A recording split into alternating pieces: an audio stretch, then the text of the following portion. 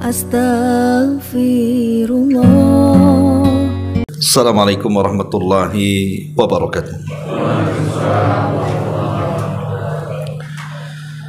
Bihamdillah wassalatu wassalamu ala rasulillah wa ala alihi wa sahbihi wa mawalah wa la hawla wa la quwata illa billahi wa ba'du. Lanjutkan kajian kita masih membahas surah At-Takwir, dan kita masuk pada bagian akhir dari ayat 24 dan seterusnya. A'udzubillahi minasyaitonir rajim. Bismillahirrahmanirrahim. Wa ma huwa 'alal ghaibi bidhanin wa ma huwa biqauli syaitanir rajim. Fa aina tadhhabun in huwa illa dzikru lil alamin liman syaa'a minkum an yastaqim wa ma tasyauna illa ayyasha Allahu rabbul alamin. Wa ma huwa 'alal ghaibi bidhanin, dan dia maksudnya Rasul kita Muhammad sallallahu alaihi wasallam bukanlah seseorang yang kikir, dan Al-Quran itu bukan perkataan syaitan yang terkutuk. Maka kemanakah kamu akan pergi? Al-Quran itu tidak lain adalah peringatan bagi seluruh alam, tentunya bagi sesiapa di antara kamu yang menghendaki menempuh jalan yang lurus, dan kamu tidak menghendaki menempuh jalan itu kecuali apabila dikehendaki Allah Rabb semesta alam. Ma'asyiral muslimin wal muslimat rahimani wa rahimakumullah.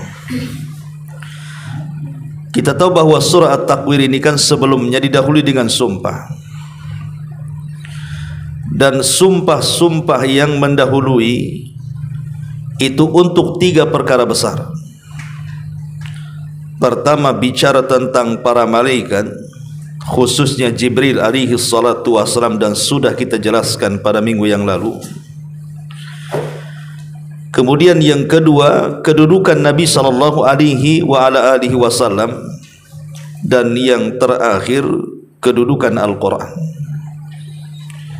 Inilah 3 perkara kenapa kemudian surah At-Takwir ini didahului dengan sumpah, karena untuk 3 perkara. Untuk para malaikat khususnya Jibril, yang kedua untuk kedudukan Rasul, dan yang terakhir untuk kedudukan Al-Quranul Karim. Adapun kedudukan Nabi sallallahu alaihi wasallam, di sini Allah mengatakan wa ma huwa 'alal ghaibi bidhanin. Ada 2 bacaan, bidhanin dengan dhad, ada dengan dha, ta dha. Ini kan dhad, shad dad gitu. Jadi bisa dibaca 2, bidhanin atau dhanin, pakai dhad atau dha. Tentu kalau yang dimaksud dhanin berdasarkan yang kita baca dalam ayat ini, maksud dhanin di sini artinya bakhil. Maksudnya dia Muhammad itu bukanlah seorang yang bakhil. Dari sini kita tahu kedudukan Nabi sallallahu alaihi wasallam itu orangnya dermawan, karena dia bukan orang bakhil. Baik dermawan secara tangan, memang dia tidak pernah kikir. Apapun yang diminta, kalau Nabi sallallahu alaihi wasallam punya pasti diberi. Bahkan satu hari Nabi sallallahu alaihi wasallam sedang jalan, tiba-tiba dari belakang ditarik serbannya sehingga mencekik lehernya. Ketika Nabi sallallahu alaihi wasallam melihat, rupanya yang menarik itu adalah seorang pengemis. Tapi Nabi SAW tidak marah. Rasul hanya tersenyum. Kemudian pengemis ini mengatakan, berikanlah kepadaku apa yang telah Allah karuniakan kepadamu. Lihat sadis pengemis zaman dulu, mintanya banyak katanya. Berikan apa yang Allah berikan kepadamu katanya. Tapi Nabi SAW tidak marah. Justru Nabi SAW mengisyaratkan sebuah lembah yang di situ berisi kambing. Kata Nabi SAW, ambillah kambing-kambing itu, bawalah ke kaummu. Sampai dia heran. Akhirnya dengan senang hati dia mengambil kambing itu, kemudian datang ke kaumnya dan mengatakan, ji'tu min indi khairin nas. Sungguh aku telah datang dari manusia yang paling baik, masuklah kalian Islam katanya. Artinya Nabi SAW secara tangan tidak bakhil, ataupun secara ilmu, sebagaimana dalam ayat ini. Maksudnya Nabi Muhammad SAW bukan seorang bakhil di dalam menyampaikan ilmu syariah, di dalam menyampaikan Al-Quran. Apapun yang ditanyakan kepada Nabi SAW, maka Nabi akan menjawabnya. Bahkan terkadang jawaban itu melebihi dari pertanyaannya. Contoh ketika Rasul ditanya soal air lautan, apakah bisa digunakan untuk bersuci berwudu? Itu pertanyaannya. Tapi jawabannya melebar. Kata Nabi SAW, huwa tahuru ma'uhu al-hillu maitatuhu. Adapun airnya maka tahur, bersih, bisa untuk bersuci. Adapun bangkainya maka halal untuk dimakan. Kan orang ini tidak bertanya bangkai, hanya bertanya air lautan, tapi jawabannya melebar. Karena Nabi SAW tidak pernah kikir dalam ilmu pengetahuan. Itu kalau dibaca dengan dhad. Tapi kalau dibaca dengan dhanin, ya, bidhanin, dhan itu artinya prasangka. Berarti dia Muhammad bukanlah seseorang yang tertuduh terhadap wahyu. Nabi SAW tidak pernah berkhianat dengan wahyu. Apapun yang disampaikan Allah lewat Jibril, maka Nabi SAW akan menyampaikan kepada umatnya. Rasul tidak pernah menyembunyikan sedikit pun, dan Rasul tidak pernah berkhianat sedikit pun. Semua yang diwahyukan telah disampaikan Nabi SAW. Ma'asyiral muslimin wal muslimat rahimani wa rahimakumullah. Sedikit kita tahu bahwa kenapa Allah Subhanahu wa taala mengutus para utusannya untuk disebar di permukaan bumi. Bahkan tidak ada satupun umat kecuali diutus Rasul di situ. Apa maksudnya dan apa tujuannya? Tentu yang pertama adalah Allah Subhanahu wa taala ingin membuktikan kepada manusia bahwa Dia tidak menciptakan manusia itu sia-sia. Jadi ketika Allah menciptakan kita itu tidak sia-sia, tidak main-main diciptakan kemudian dibiarkan begitu saja. Tidak. Bahkan diutus seorang Rasul kepada kita, menunjukkan bahwa manusia tidak diciptakan sia-sia. Diutus Nabi kepada kita. Kemudian yang kedua, diutusnya Nabi kepada kita ini ada tujuan mulia yang Allah Subhanahu wa taala maksudkan dengan diutusnya para utusan. Apa itu? Tauhidullah azza wajalla. Supaya manusia yang diciptakannya itu dengan diutusnya Rasul dan diturunkannya kitab-kitab itu dalam rangka mengenalkan siapa Rabbnya, akhirnya mereka mentauhidkannya. Itulah yang Allah katakan dalam Al-Quran, wa ma khalaqtul jinna wal insa illa liya'budun. Tidaklah aku ciptakan jin dan manusia kecuali untuk beribadah, artinya untuk mentauhidkan Allah. Kemudian yang ketiga, liiqamatil hujjah, untuk menegakkan hujjah di hadapan manusia, supaya kalau nanti mereka meninggal kemudian dihadapkan kepada Allah Subhanahu wa taala, tidak ada lagi kata uzur, karena sudah diutus nabi kepada mereka. Kalau seandainya Allah Subhanahu wa taala mengazab kita, naudzubillah, maka itu bukan kezaliman Allah, karena sudah diutus pemberi peringatan kepada kita. Dan Allah mengatakan, wa ma kunna mu'adzibina hatta nab'atha rasulah, tidaklah kami akan diazab sehingga diutus kepada kami seorang rasul. Artinya kalau sudah diutus rasul kepada kita, berarti tidak ada alasan lagi di hadapan Allah Subhanahu wa taala untuk mengelak. Ma'asyiral muslimin wal muslimat rahimani wa rahimakumullah. Dan lebih daripada itu tentunya hikmah diutusnya Nabi sallallahu alaihi wasallam, hikmah diutusnya para utusan termasuk Nabi kita Muhammad sallallahu alaihi wasallam adalah hidayatun nas, untuk memberikan hidayah kepada manusia. Makanya setiap nabi dan rasul itu dibekali kalam Allah, kitab-kitab dari langit. Itulah Al-Quranul Karim. Makanya ayat setelahnya Allah Subhanahu wa taala mengatakan, wa ma huwa biqauli syaitanir rajim, dan Al-Quran itu bukan perkataan setan yang terkutuk. Ketika Allah Subhanahu wa taala mulai menurunkan wahyu kepada Nabi sallallahu alaihi wasallam dengan turunnya suratul Alaq, Iqra bismi rabbikal ladzi khalaq, dan itu terjadi di Gua Hira di bulan Ramadan, maka Allah Subhanahu wa taala mulai memfungsikan bintang-bintang untuk dijadikan penembak setan-setan yang naik ke langit untuk mencuri dengar.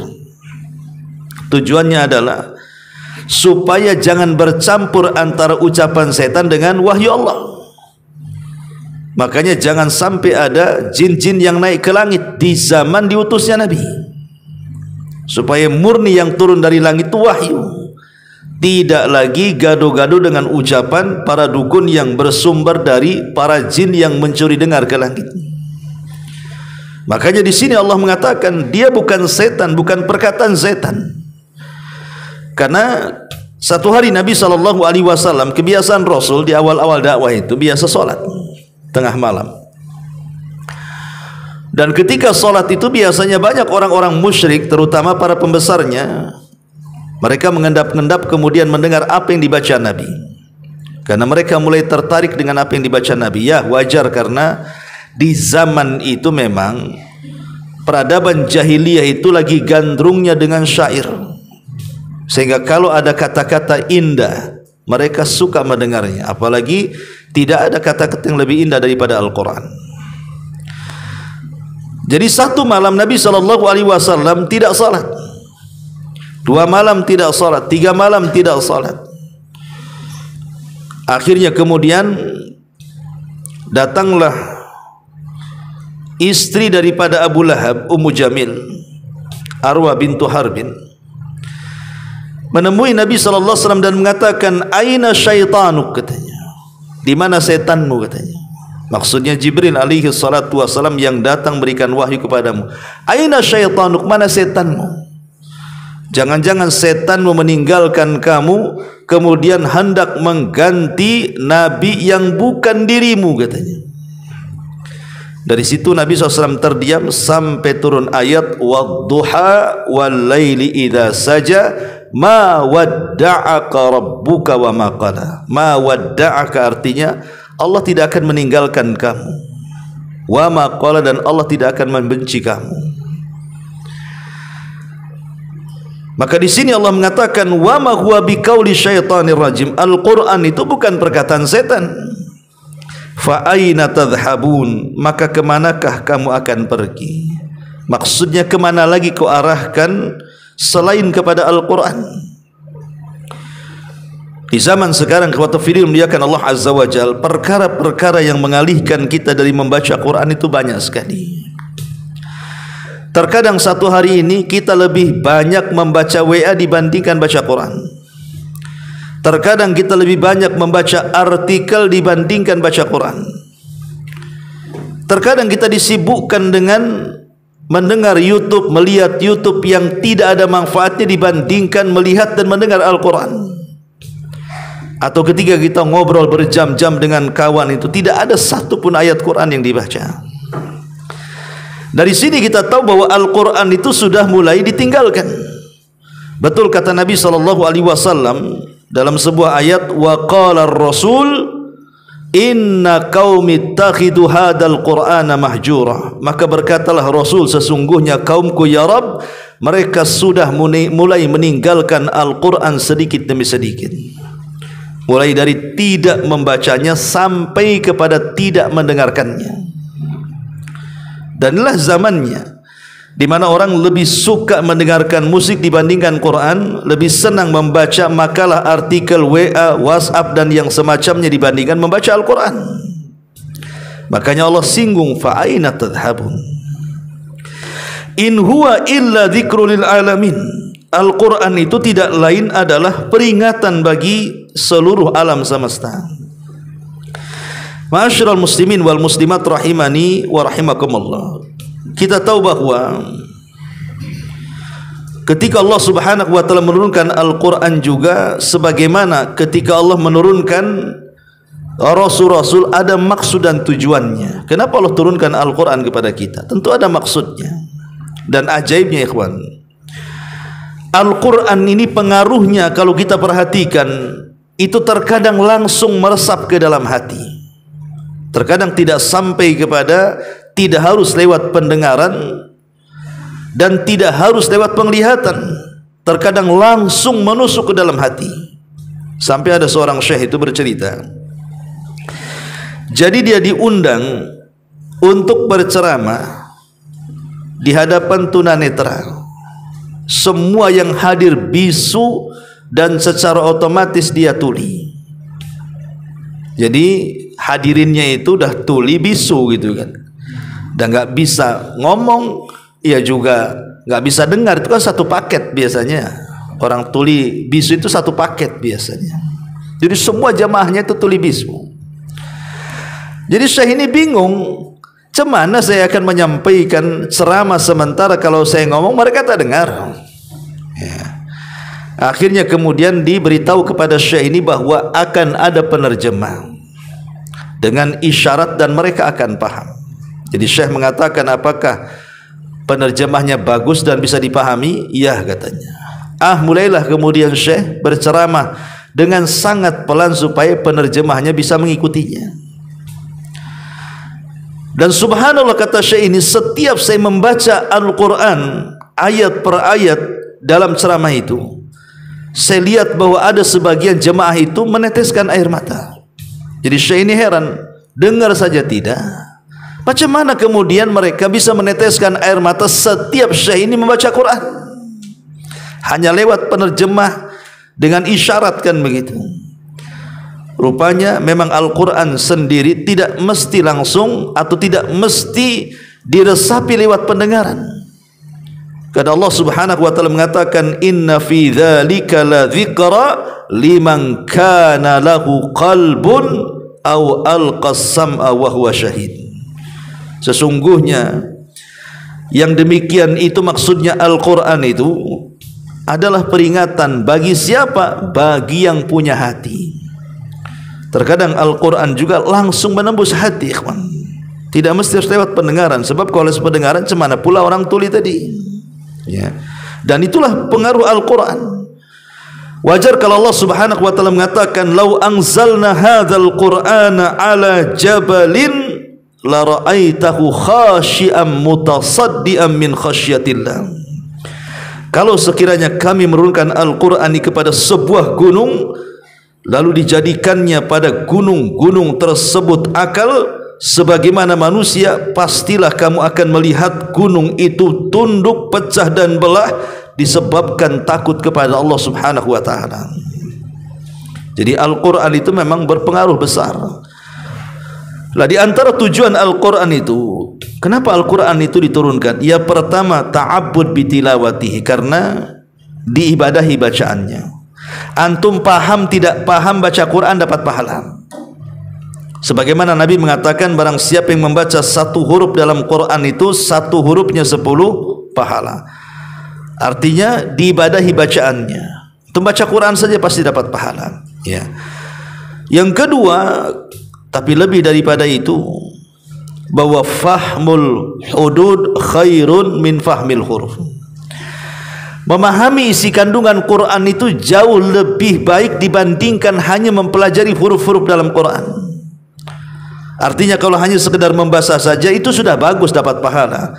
Tapi lebih baik lagi kalau sampai dipelajari seperti malam ini kita mempelajari ayat-ayat Al-Quran. Itu jauh lebih baik dibandingkan hanya sekedar membaca.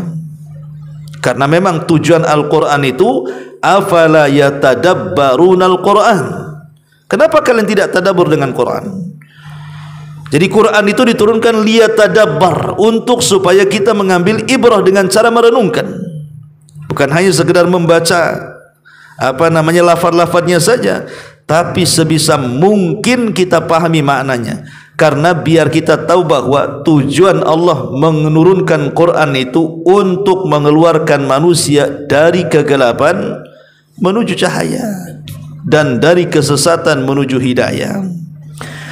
Ma'asyiral muslimin wal muslimat rahimani wa rahimakumullah. Kemudian di sini Allah Subhanahu wa taala melanjutkan ayatnya. Liman syaa'a minkum an yastaqim. Tentu Al-Quran ini peringatan bagi seluruh alam. Bagi siapa? Bagi kamu yang menghendaki jalan yang istiqomah. Dan jalan yang istiqomah itu tidak mungkin diraih kecuali karena kehendak Allah Subhanahu wa taala. Makanya Allah mengatakan, dan kamu tidak dapat menghendaki menempuh jalan itu kecuali apabila dikehendaki Allah Subhanahu wa taala. Makanya ada istilah yang sering saya ulang-ulang, ya, bahwa Allah Subhanahu wa taala itu ditaati karena izinnya dan dimaksiati karena pengetahuannya. Yuta'u biidnih wa yu'sa biilmi. Dia ditaati karena izinnya. Maksudnya ditaati karena izinnya, selamanya kalau Allah Subhanahu wa taala tidak izinkan kita untuk berbuat taat, selamanya tidak mungkin taat kepada Allah Azza wa Jalla. Makanya doa selepas tidur, salah satu doa yang diajarkan Nabi sallallahu alaihi wasallam adalah alhamdulillahilladzi afani fi jasadi wa radda alayya ruhi wa adhina li bidzikri. Segala puja dan puji hanya milik Allah yang telah menyehatkan badanku, yang telah mengembalikan ruhku, yang telah mengizinkan aku untuk mengingatnya atau berzikir kepadanya. Kalimat wa adhina li bidzikri, yang telah mengizinkan untuk berzikir. Karena kalau tidak ada izin dari Allah, tidak mungkin kita beramal saleh. Lah antum loh nggak mungkin sampai di sini untuk ngaji tafsir kalau Allah tidak izinkan. Kalau Allah tidak izinkan, tidak mungkin sampai di sini. Jadi semua ketaatan itu karena izin Allah Subhanahu wa taala. Semua hidayah itu karena izin Allah Subhanahu wa taala. Makanya izin itu harus dicari. Supaya kita mendapatkan izinnya, mendapatkan restu dari Allah Subhanahu wa taala, dengan sebab itulah kita diberikan hidayah. Ma'asyiral muslimin yang dimuliakan Allah Azza wa Jalla. Jadi dari ayat 25 sampai terakhir bicara tentang keagungan ataupun tujuan daripada Al-Quran. Qad muliakan Allah Azza wa Jalla. Al-Quran ini berbeda dengan kitab-kitab yang lainnya dari segi turunnya. Kalau Taurat, Zabur, Injil itu turun sekaligus. Mungkin bahasa kitanya 30 juz ambil-ambil kan begitu. Tapi Al-Quran ini diturunkan mufarraqah, diturunkan angsur per angsur. Tidak langsung 30 juz turun kepada Rasul, tetapi diturunkan ayat per ayat, kadang surat per surat gitu ya. Untuk apa dan apa hikmahnya? Sebagian para ulama mengatakan, kenapa Al-Quran diturunkan seperti itu? Lalu apa hikmahnya? Pertama hikmahnya, kenapa Al-Quran itu diturunkan mufarraqah, diturunkan tidak sekaligus tetapi angsur per angsur. Satu, supaya Al-Quran itu senantiasa relevan dengan zaman dan waktu. Jadi Quran itu akan relevan, hukum-hukumnya walaupun zaman berlalu, walaupun tempat berbeda, walaupun dimanapun adanya, maka Al-Quran akan cocok dengan zaman dan masa. Kenapa demikian? Karena kan setiap Al-Quran turun itu ada asbab nuzulnya. Nah, namanya asbab nuzul itu ya tidak semua ayat ada asbab nuzul, tapi kebanyakan Al-Quran itu ada asbab nuzulnya. Lah asbab nuzul itu, ketika turun ayat Al-Quran itu kan disesuaikan dengan peristiwa dan keadaan. Lah namanya peristiwa dan keadaan sejak zaman Rasul sampai kiamat itu pasti ada kemiripan. Sehingga ketika ada peristiwa dan kejadian yang mirip dengan peristiwa dan kejadian di masa turunnya Al-Quran, maka disitulah Al-Quran menjadi solusinya. Makanya Al-Quran itu kitab yang menjadi solusi bagi siapapun. Yang kedua, kenapa Al-Quran ini mufaraqah, diturunkan angsur per angsur? Supaya lebih bisa merenungkan. Sebab kalau sekaligus akan sulit merenungkannya. Tapi kalau ayat per ayat kan enak merenungkannya, enak untuk mengamalkannya. Dan itu diantara faedah kenapa Al-Quran itu angsur per angsur, ayat per ayat. Termasuk juga kita ketika mempelajari tafsir ini tidak mungkin sekaligus satu surat. Ya, satu ayat kita pelajari, dua ayat, karena biar lebih paham sebenarnya. Ya.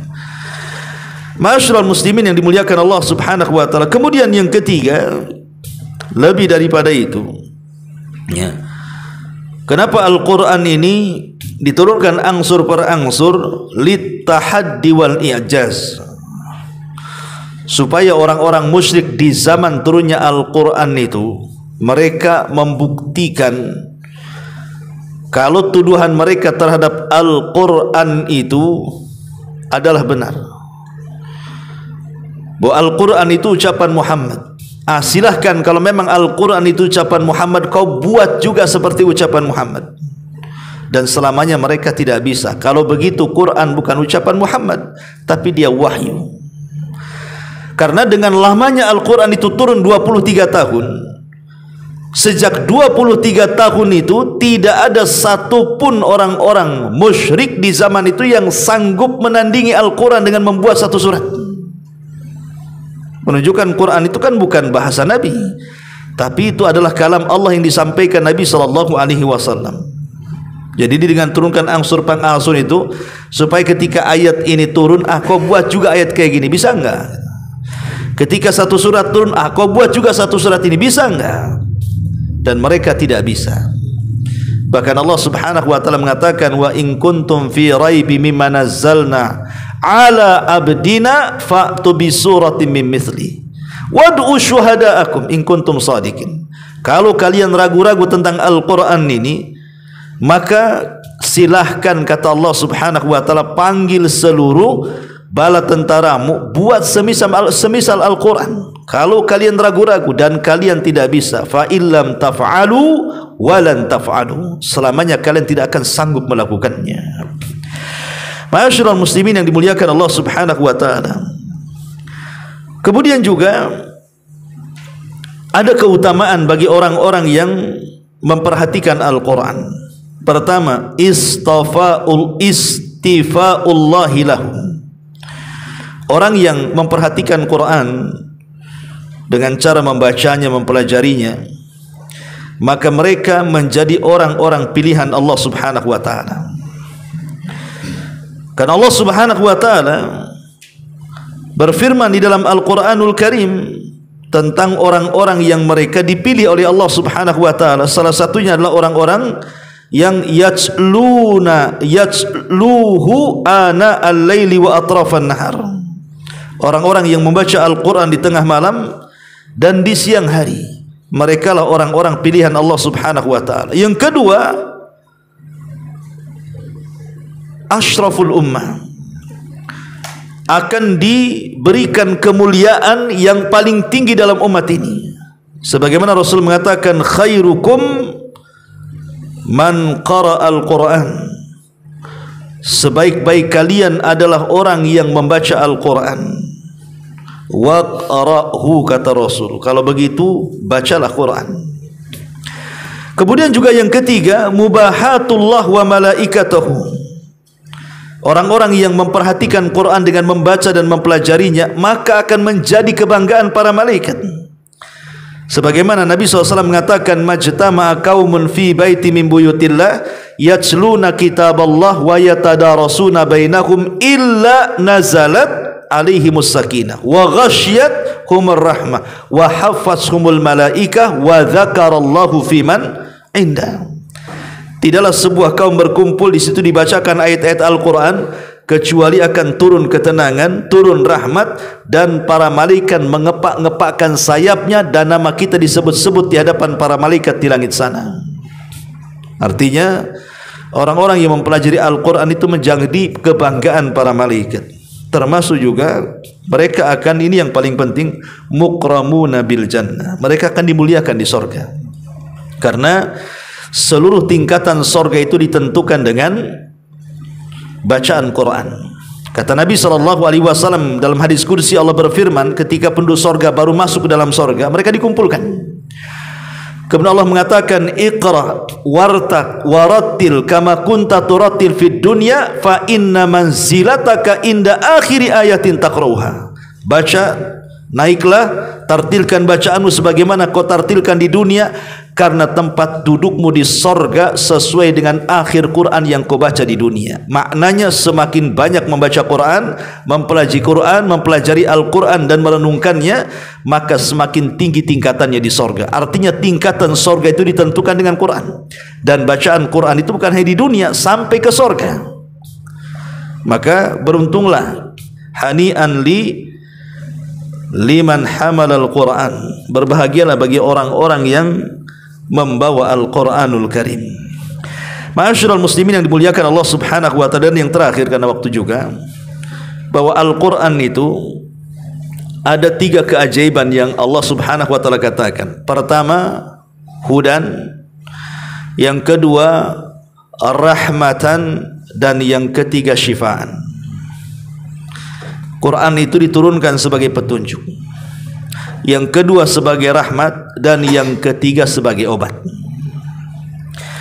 Adapun Al-Quran itu diturunkan sebagai petunjuk. Di dalam Al-Quranul Karim ada 2 kata ketika Allah Subhanahu wa ta'ala bicara tentang petunjuk. Pertama bicara umum, hudalin nas. Al-Quran itu petunjuk bagi manusia.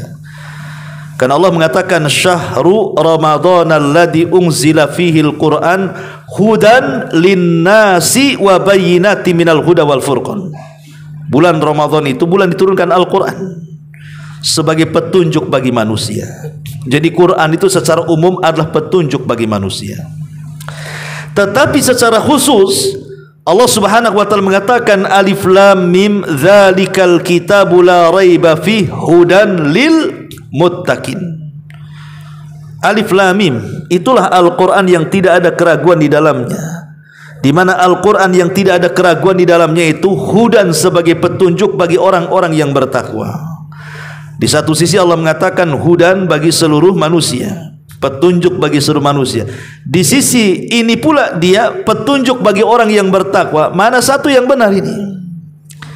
Maka para ulama menjawab, ayat ini tidak kontradiktif. Secara umum memang Al-Quran itu petunjuk bagi manusia, tetapi yang mengambil manfaat dari Quran itu hanya orang-orang yang bertakwa. Jadi secara umum Al-Quran itu memang petunjuk bagi manusia, tetapi yang mengambil manfaat dari Al-Quran itu adalah orang yang bertakwa. Atau ada sebagian ahli tafsir mengatakan, secara umum Al-Quran itu petunjuk bagi manusia, tetapi petunjuk bagi orang-orang yang bertakwa itu lebih khusus, dan itu bentuk kemuliaan yang Allah berikan kepada orang-orang yang bertakwa. Ini yang pertama, bahwa Quran itu hudan sebagai petunjuk. Kemudian yang kedua, Quran itu sebagai rahmat. Makanya lihat, isi-isi Al-Quran itu kan hukum-hukum, undang-undang dan macam-macam di dalamnya. Itu demi kemaslahatan kita. Sebab kalau seandainya tidak diturunkan Al-Quran, maka manusia boleh jadi hidupnya seperti binatang. Boleh jadi satu yang lainnya saling terkam, satu yang lainnya saling cakar, satu lainnya saling menindas dan begitu seterusnya. Dengan diturunkan Al-Quran, maka semua terjaga, keyakinan terjaga, harta terjaga, akal terjaga, nasab terjaga, kehormatan terjaga, dan semua itu bagian daripada rahmat. Ini yang kedua. Dan tentunya yang ketiga adalah syifa, bahwa Quran itu diturunkan sebagai obat. Makanya lihat Nabi SAW, apabila dia terkena penyakit, maka dia akan meruqyah dengan membaca muawwidhataini, qul a'udzu birabbin nas dan qul a'udzu birabbil falaq. Kemudian diusap-usap kepada penyakit yang terasa sakit pada badannya. Ya, karena memang Quran itu obat. Dan Quran itu bukan hanya obat ruhani saja kata Syekh Utsaimin, tetapi juga Quran juga obat jasmani. Obat segala penyakit, baik ruh ataupun jasad, Quran itu. Karena ada orang yang mengatakan kalau kesurupan baru diruqyah gitu ya. Kalau penyakit-penyakit badan itu ke dokter, ke medis katanya. Enggak, Quran itu bisa mengobati segalanya asal kita yakin. Karena bagaimanapun sesuatu yang ada keyakinan dan keikhlasan itu akan berpengaruh, ikhwan. Tapi kalau tidak yakin, ragu-ragu, tidak ikhlas, nggak akan pengaruh bacaannya. Seperti yang dilakukan oleh Rabi Ibn Haytham rahimahullahu ta'ala, ketika dia yakin sedekah itu bisa menambah harta, maka setiap dia sedekah kemudian bisnisnya lancar. Tiba-tiba kemudian sepupunya meniru, karena sama-sama pembisnis, sama-sama peniaga. Dia pun ingin meniru seperti Rabi Ibn Haytham. Dia pun bersedekah, tapi makin bangkrut. Yang satu sedekah makin lancar jaya, yang satu sedekah pula makin bangkrut usahanya. Jadi sepupunya bertanya kepada Rabi bin Haytham, kita ini sama-sama sedekah, kenapa Allah limpahkan kekayaanmu, kenapa Allah tidak limpahkan kekayaan kepadaku? Kata Rabi bin Haytham, ya, karena ketika aku sedekah dengan keyakinan, tapi engkau sedekah itu dengan keraguan. Kau kan coba-coba saja, cobalah sedekah, betul tak lancar? Itu kan coba-coba, kan ragu-ragu. Tapi aku yakin, ya. Maka ketika meruqyah juga sama. Ketika antum mengobati sebagai sinsai dan yang semacamnya kan itu juga harus keyakinan ketika antum mengobati kan. Kalau tidak ada keyakinan, ragu-ragu, tidak perlu antum jadi tukang bekam. Antum aja ragu-ragu, mana ini sembuh nggak? Nggak tahu. Antum berarti antum tidak mempelajari. Ya, antum harus yakinkan ke pasiennya kan. Insya Allah sudah banyak kok. Nah, jadi kasih perasaan optimis kan, supaya pasiennya juga merasa bahwa dia punya keyakinan insya Allah dengan pengobatan seperti ini bisa sembuh. Walaupun kesembuhan itu datang dari Allah Subhanahu wa ta'ala. Kita yakin kesembuhan itu datang dari Allah. Karena Nabi SAW ketika berobat itu dengan dua cara. Pertama dengan obat-obatan tabi'i, yang kedua dengan obat-obatan ilahi. Terkadang dua-duanya dicampur. Ya, tabi'i itu maksudnya racikan-racikan. Adapun ilahi itu yang maksudnya baca Quran. Nah, Nabi memakai dua-duanya. Makanya Rasul dihijamah. Rasul SAW meminum madu, meminum habbatus sauda, meminum macam-macam kan begitu. Nah, itu namanya racikan. Tapi terkadang juga Rasul mengobati dengan cara pengobatan ilahi, Al-Quran, doa-doa dan begitu seterusnya. Dan terkadang dua-duanya. Ya. Lah, Al-Quran ini salah satunya adalah pengobatan ilahi. Inilah diantara surah At-Takwir yang kita bahas malam ini, dan selesailah surah At-Takwir, insyaallah minggu depan beranjak ke surat yang lainnya. Wallahu alam, karena tadi ada rencana kunjungan kepada orang yang saudara kita yang sakit, Akhuna Abu Raihan. Sebelum malam larut kita tutup. Subhanakallahumma bihamdika asyhadu an la ilaha illa anta astaghfiruka wa atubu ilaik. Allahu taala alam. Assalamualaikum warahmatullahi wabarakatuh.